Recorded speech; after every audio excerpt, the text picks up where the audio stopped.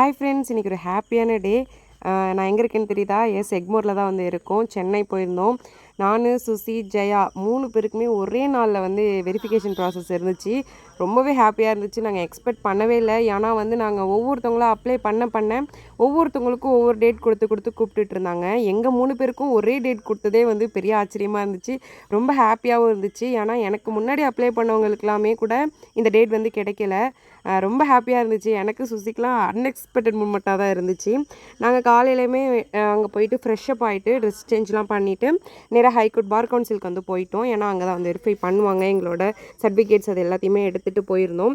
எடுத்துகிட்டு போயிட்டு அவங்க கேட்டது எல்லாத்தையுமே சப்மிட் பண்ணிட்டோம். ஒரு 10 o'clock போயிருந்தோம். 10:30க்கெல்லாமே எல்லா ப்ராசஸுமே முடிஞ்சிருச்சு.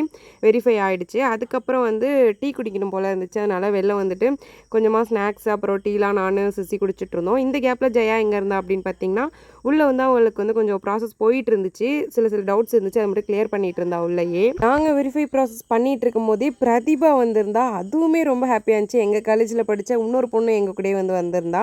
அப்புறம் எல்லாருமே கிளம்பிட்டோம். அதுக்கப்புறம் கோட் பார்க்கறதுக்காக வந்து அங்கேயே ஆப்போசிட்லேயே வந்து ஒரு கோட் ஷாப் இருந்துச்சு. அங்கே போயிட்டு என்ரோல் பண்ணுறதுக்கு நம்ம எப்படி கோட் எடுக்கணும்ல, அதனால் போயிட்டு எல்லாமே போட்டு பார்த்துட்டு எது செட் ஆகுது, அமௌண்ட்லாம் எவ்வளோ வருது அப்படிங்கிற ரேஞ்சஸ் எல்லாமே வந்து கொஞ்சம் கொஞ்சம் தெரிஞ்சுட்டு வந்தோம். அதுக்கப்புறம் ஜெயா மட்டும் அன்றைக்கே வந்து கோட்ஸ் வந்து எடுத்துட்டா. நானும் சுசியும் லேட்டாக எடுத்துக்கலாம் அப்படி சொல்லிட்டு வந்துட்டோம்.